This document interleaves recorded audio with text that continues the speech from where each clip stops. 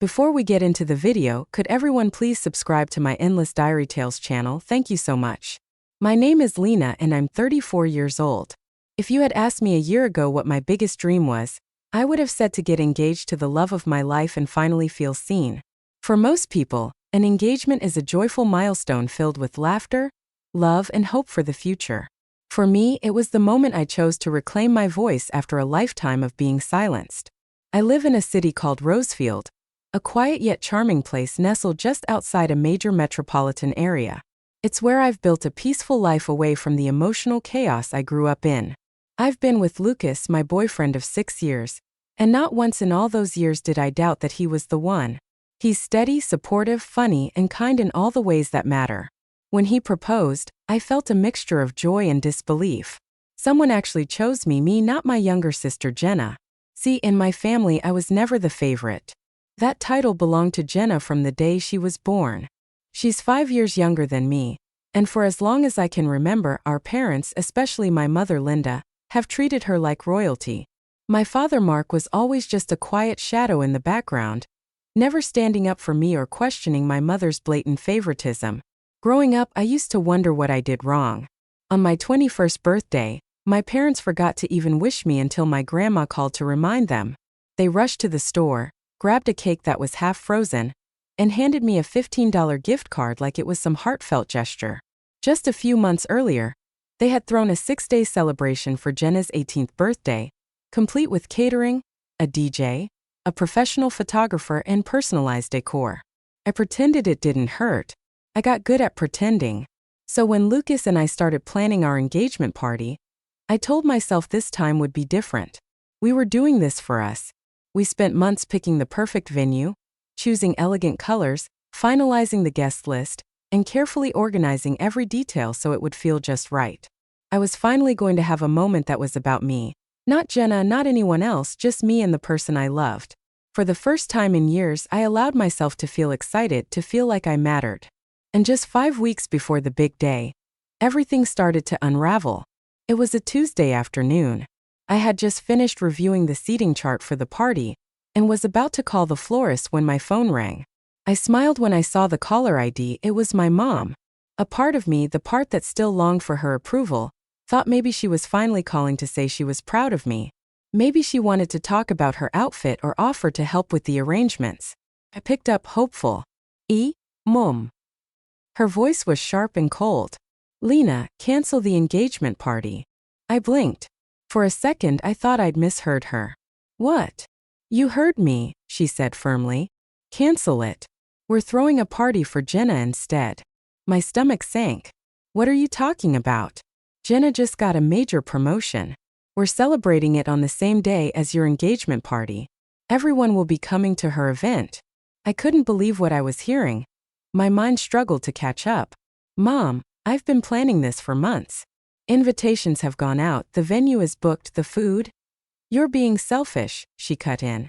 This is a big moment for your sister. It's a career milestone. It means something. And my engagement doesn't? I said, my voice rising despite myself. This is a once-in-a-lifetime moment for me. She sighed like I was exhausting her.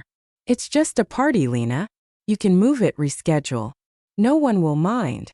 No, I said, trying to stay calm. I'm not canceling it. Not for anyone, especially not for Jenna's promotion. There was a long silence, then her voice dropped into something colder. You always make things difficult. And with that she hung up. I stared at my phone in disbelief. I sat there frozen while the words replayed in my head. Cancel the engagement party. We're throwing a party for Jenna instead. I wanted to cry, but I didn't. Instead, I felt something else, fury. This wasn't just about a party. This was about everything. Every time I had come second, every time Jenna had been treated like a princess and I was the leftover. When Lucas got home that evening, he found me sitting on the couch, still holding my phone like it might ring again. Lena, what's going on? I told him everything, every word. He listened, jaw clenched, his eyes darkening with anger. She actually said that to you? He asked. I nodded, my voice tight. She wants me to give up my engagement party so they can celebrate Jenna's promotion. That's insane. I know. He sat beside me, wrapped his arm around my shoulders. We're not canceling anything. We've worked too hard for this. I leaned into him. I just wanted this one thing to be about me. He kissed my forehead. It is about you and me and our future, not them. And for the first time that day, I let myself exhale.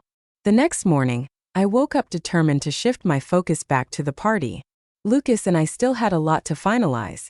Floral arrangements, music playlist, catering confirmations. I had spent years being pushed to the background. I wasn't going to let this moment slip through my fingers just because my mother refused to see my worth. As I sipped my coffee and opened my laptop, my phone buzzed. It was a text from my cousin Lily. Lily, hey Lena, is everything okay with you and Lucas? I heard you guys broke up. I stared at the message, confused. Broke up? What was she talking about? Me? What? No. Who told you that? She replied almost instantly. Lily, Aunt Linda. She told Aunt Barbara that you and Lucas had a huge fight and called off the engagement. She said the party's canceled. I nearly dropped my phone. Panic rose in my chest as I called Lily immediately. What's going on? I asked as soon as she picked up. I don't know what to believe, Lena, she said. Aunt Barbara told me that your mom called her last night. She said the party was off and everyone should go to Jenna's. A celebration instead. My pulse thundered in my ears. I felt like I was standing in quicksand. Lily, none of that is true. Lucas and I are fine. The engagement party is still happening. My mom told me to cancel it for Jenna's promotion, but I said no. So now she's lying to everyone. Oh my God, Lena, I'm so sorry. I had no idea. It's okay, I said, swallowing the lump in my throat, but I need your help. Can you let people know the truth? The party is still on. Of course, she said without hesitation. I'll start calling and texting people right now. I spent the next few hours doing the same. Message after message, call after call. Each one more exhausting than the last. I explained to every guest on our list that the engagement was not canceled, that Lucas and I were fine, that my mother had fabricated the entire story to sabotage the event. Some were surprised, others were sympathetic. A few had already RSVP'd to Jenna's event, assuming mine was no longer happening. I didn't have the energy to convince them otherwise. All I could do was tell the truth. By the time Lucas got home that evening, my voice was hoarse and my fingers ached from typing. He sat beside me reading my face. What happened? I told him everything. The lies, the calls, the texts. That's it, he said, his voice firm. We're done with them, Lena. Your mom, your dad, Jenna, all of them. I nodded slowly. I know you're right, but it still hurts. Lucas took my hand in his. You've done nothing wrong. You're allowed to celebrate your happiness. If they can't be part of that, then they don't deserve a seat at the table. I looked into his eyes and saw only love, only loyalty. That night, we posted a public message on social media to all our friends and family, clarifying the confusion. I wrote to everyone who received mixed information. Our engagement party is still happening as planned. Lucas and I are very much together and excited to celebrate with those who truly support us. We look forward to seeing you there. It was direct, polite, but it carried a quiet strength I hadn't known I possessed until now. As I lay in bed that night staring at the ceiling, I felt tired, not just physically but emotionally. My own mother had tried to ruin my engagement, and yet I wasn't going to let her succeed. Not this time. The next day, I decided to visit my Aunt Barbara in person. I couldn't ignore the sinking feeling in my chest that told me more lies had been spread, and I needed to face them. Aunt Barbara had always been warm to me growing up, and I truly believed she'd want to hear my side of the story. I also wanted to make sure she and her daughter, my cousin Maya, knew that the engagement party was still happening. As I approached the front porch of their home, I could already hear voices from the living room window. I paused just before knocking. I can't believe Lena would do something like this, Aunt Barbara was saying. Her voice sounded disappointed. Canceling her own engagement party just to spite Jenna? It's childish. My stomach twisted right. Maya chimed in. Jenna works so hard, she deserved her promotion. It's not her fault. Lena's always bitter about being in the background. I froze. So this was what they thought of me. Before I could second-guess myself, I stepped inside and cleared my throat. They both turned startled. Is that really what you think of me? I asked, keeping my voice steady even though my heart was pounding. Aunt Barbara quickly stood up. her expression shifting to discomfort. "Lena, sweetie, we didn't hear you coming," she said. "Obviously," I replied coolly. "I came to personally invite you to my engagement party, but it sounds like you've already made up your mind about me." Maya at least had the decency to look embarrassed. "We didn't mean it like that." "Save it," I said, my tone sharp but calm. "Tell me exactly what my mother told you." For the next hour, I listened as they laid out the twisted story Linda had spun. According to her, I had flown into a jealous rage when I heard about Jenna's promotion. I'd allegedly demanded that the celebration be cancelled, and when Jenna refused, I supposedly cancelled my engagement out of spite, saying I'd rather stay single than share my spotlight. It was a cruel and calculated lie, crafted perfectly to make me look ungrateful, dramatic, and selfish. "None of that is true," I said, my voice trembling now, not from fear but from years of pent-up emotion. "She called me and demanded I cancel my party. When I said no, she made up this story and spread it to everyone." Barbara and Maya exchanged guilty glances. For the first time, they looked like they truly believed me. "I'm sorry, Lena," Aunt Barbara said sincerely. "We should have come to you first. We shouldn't have assumed." I nodded, swallowing hard. I've spent my entire life trying to be enough for that woman, and all she's ever done is push me aside. I'm done letting her rewrite my story. There was a long pause. "Please," I said softly, "help me undo this. I just want to celebrate something that matters to me for once." "We will," Maya said. "We'll make some calls." As I walked out of the house, the air felt a little lighter. Not because everything was suddenly okay, but because for the first time I wasn't afraid to tell the truth even when it hurt. Still deep down I knew this wasn't over. Linda wasn't done, and something told me she'd show up at the party. The night of our engagement party arrived faster than I expected. Lucas and I had worked so hard to repair the damage my mother had caused, and now, as the lights sparkled above the garden venue and soft music drifted through the air, I allowed myself to smile. For once I felt like the center of something beautiful. The guests who truly cared about us were there. Cousins, friends, Lucas's family, a few of my aunts and uncles who saw through the drama. Even Aunt Barbara and Maya showed up, offering me a warm hug and a simple, "We're so glad we came." Everything looked magical. The white tent glowed from within, and the string lights shimmered red like stars, and the air was filled with soft laughter and clinking glasses. The band played our favorite jazz standards, and Lucas held my hand tighter every time someone offered congratulations. For a brief moment, I believed I had finally escaped the shadows of my past. And then I saw them standing at the edge of the crowd, arms crossed and expressions cold. They were my parents, Linda and Mark. I hadn't invited them. I hadn't even told them the final time and location. But there they were, storm clouds in the middle of a perfect sky. Lucas stepped forward, protective. "Do you want me to ask them to leave?" I shook my head. "Let's see what they do." Linda didn't wait long. She marched toward me, her heels echoing sharply across the patio. The music faltered slightly as people turned to watch. "You really went through with this?" she snapped, loud enough for half the room to hear. I looked her straight in the eyes. "Yes, I did. I told you to cancel this party," she screamed. "But no, you just had to make a scene. You humiliated your sister. You embarrassed this family." "Linda, that's enough," Lucas said, stepping in between us. "No," she shouted, pushing past him. "I'm her mother, and she refuses to listen." Guests gasped. People started whispering. I tried to keep calm, but my voice was shaking. "This is my engagement, Mom. Mine, not Jenna's, not yours. I should have known you'd ruin everything," she shouted. And then she did it.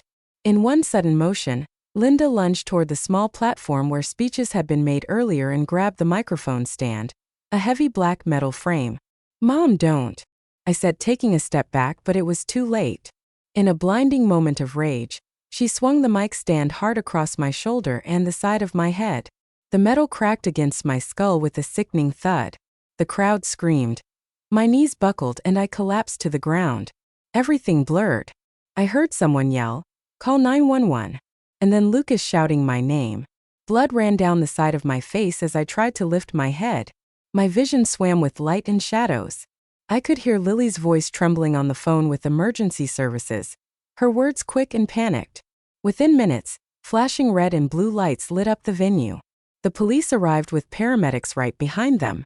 Guests moved aside as officers ran in, separating Linda from the chaos. Lucas was kneeling beside me, holding a cloth to my wound, his face pale with fear. "She hit her with a mic stand," someone told the police. "On the head, unprovoked." The officer didn't wait. Linda was handcuffed on the spot, her mouth still running, her voice now frantic. "I didn't mean to. She provoked me. This is all a misunderstanding." But no one believed her. I was lifted onto a stretcher, my body aching and my heart hollow as they wheeled me toward the ambulance. I caught one last glimpse of my mother sitting in the back of a police car, her face twisted in rage and disbelief. And as the ambulance doors closed, I felt something strange. For the first time in my life, someone had held her accountable. The ride to the hospital was a blur. The lights above me in the ambulance were too bright, the siren too loud, but the pain in my shoulder and the pounding at the side of my head kept me anchored in the moment. I remember Lucas holding my hand, his thumb gently brushing over mine as he tried to reassure me through tear-filled eyes. At the emergency room, the medical team worked quickly. A scan confirmed a minor concussion, a bruised collarbone, and a deep gash just above my right ear that needed 6 stitches. My shoulder had swelling that would take weeks to heal. The physical pain was sharp, but not as sharp as the emotional wound left behind. Lucas never left my side. Over the next few days, I remained under observation. I replayed the scene at the engagement party in my mind over and over again. My mother's scream, the shock in the guests' eyes, the cold metal slamming into my head. It wasn't just an outburst, it was an attack, plain and simple. I had spent my entire life swallowing my mother's emotional abuse, but now she had crossed a line no one could ignore. On the 4th morning, I sat upright in my hospital bed and looked at Lucas. "I want to press charges." He nodded immediately. "You don't have to do this alone. I'll be with you every step of the way." With his help and the support of Lily, who had witnessed everything, I contacted a lawyer and filed a formal complaint with the local police department. My mother was already in custody for felony assault with a weapon, but I wanted to ensure she faced legal consequences that matched the trauma she caused. The case moved quickly, partially because the attack had happened in front of nearly 50 witnesses, many of whom were willing to testify. Surveillance footage from the venue clearly showed the assault, from the moment Linda grabbed the microphone stand to the moment I hit the ground. My lawyer, a sharp and empathetic woman named Rachel Sanders, walked me through the entire process. "You don't have to feel guilty for seeking justice," she told me. "What she did was criminal, and the law is on your side." In court, I sat in the witness box, staring directly at the woman who gave birth to me. She wouldn't meet my eyes. I told the truth, not just about the attack but about the years of neglect, the favoritism, the manipulation, and the emotional damage I had endured. I spoke clearly, my voice steady despite the pain. I didn't cry, I didn't yell. I just let the truth stand on its own. When it was over, the judge ruled swiftly. Linda was found guilty of aggravated assault and sentenced to 18 months in state prison, followed by mandatory anger management therapy and a restraining order preventing her from contacting me for 5 years. I felt a wave of emotions, relief, sadness, even grief. But most of all, I felt strong. I had stood up to the person who had hurt me the most. I had finally broken the cycle. After the trial, something shifted. For the first time in my life, I wasn't afraid of disappointing anyone. I didn't have to tiptoe around feelings or make myself smaller so others could shine. I had stood up, told my truth, and watched justice take its course. But healing wasn't instant. I spent a few weeks recovering physically at home with Lucas, who took care of everything. Meals, medicine, even gentle shoulder massages to ease the pain. His presence was calm and reassuring, a reminder that I was safe, that I was loved. Despite everything, there were quiet moments when the grief crept in. Grief not for what happened, but for what I had always wanted and never received. A mother's unconditional love. But slowly, I stopped waiting for apologies that would never come. I stopped trying to fit into a family that never saw me. Instead, I focused on what I could control, my future. I started seeing a therapist, someone who helped me work through the years of emotional neglect and taught me how to set boundaries that honored my well-being. For the first time, I didn't feel broken. I felt free. Lucas's family became my second home. His mother would call just to check on me, and his sister dropped by with soup and silly gossip. They never treated me like I was damaged.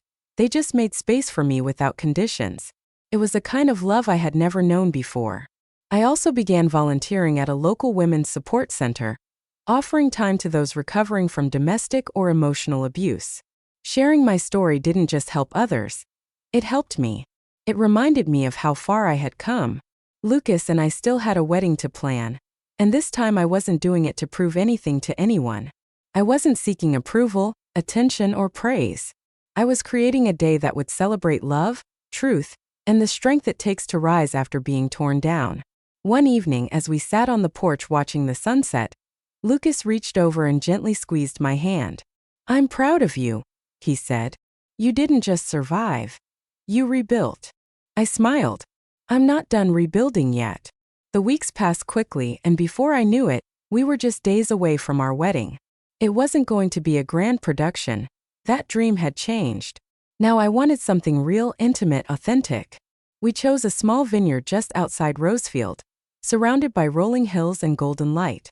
It felt like the kind of place where healing could bloom. Our guest list was carefully chosen. People who had stood by us, who had shown love without conditions. And this time there were no second thoughts about who should be there. I never sent invitations to Linda, Mark, or Jenna. I had no desire to reopen wounds just to appear polite. My peace was worth more than their presence. The morning of the wedding, I stood in front of a mirror in a simple white dress, soft curls framing my face, a quiet calm settling in my chest. My reflection looked back at me, strong, serene, no longer someone seeking permission to be happy. The sun cast a warm glow across the guests. I saw Lily wiping away a tear, Aunt Barbara and Maya clapping with wide smiles, and Lucas standing at the altar, eyes locked onto mine like I was the only person on earth. We said our vows under a wooden arch draped with soft ivy and white roses. Lucas's voice didn't shake when he promised to stand beside me in all things. When I spoke, I didn't just speak to him. I spoke to the version of myself who had once felt invisible. With you, I found what love is supposed to feel like. Safe, honest, and strong. I promised to never shrink myself again. And I promised to build a life with you that's rooted in truth. When the ceremony ended and Lucas kissed me, I didn't just feel married. I felt free. At the reception, there was laughter, dancing, and more joy than I could have imagined. Grandma, now living in a care home but still sharp as ever, had recorded a surprise video message for us. "Lena, you've always had strength in you. I'm proud of you for finally using it." There wasn't a dry eye in the room as Lucas and I shared our first dance under the twinkling lights. I rested my head on his chest and whispered, "We made it." He kissed the top of my head. "Yes, we did. This wasn't just the end of a long road. It was the beginning of my own story. One I was finally writing for myself. A story no one else would control, filled with love, peace, and the kind of strength that only comes from walking through fire and choosing to keep going anyway. A week after the wedding, I found myself sitting alone in our sunlit kitchen, pen in hand, staring at a blank page. There were no guests, no noise, just the quiet hum of a new chapter beginning. I started writing without thinking. "Dear Mom, I don't know if you'll ever read this. Maybe I'll never send it, but there are things I need to say, not for you but for me." I wrote about the years of silence, the moments she had looked through me like I didn't exist. I wrote about the birthday she forgot, and how I smiled through it anyway. About the time she told me to cancel the most important celebration of my life just to uplift someone else's moment. "You taught me a lot, Mom, not by love but by absence, not through support but through the lack of it. And strangely, I'm stronger for it. I didn't write to forgive. I wrote to let go." By the time I finished, my hand ached, but my heart felt lighter. I folded the letter and placed it in a drawer, not to be mailed but to be released. Because the truth is, I didn't need her apology to move on. I had already set myself free. Thank you for watching Lena's powerful story of strength, betrayal, and self-discovery. If this story moved you or reminded you that no one has the right to dim your light, please give this video a thumbs up, leave a comment to share your thoughts, and don't forget to subscribe for more true life-inspired stories like this one. Your support means the world to us and helps bring more voices like Lena's to life. Until next time, stay strong, stay kind, and always choose your worth.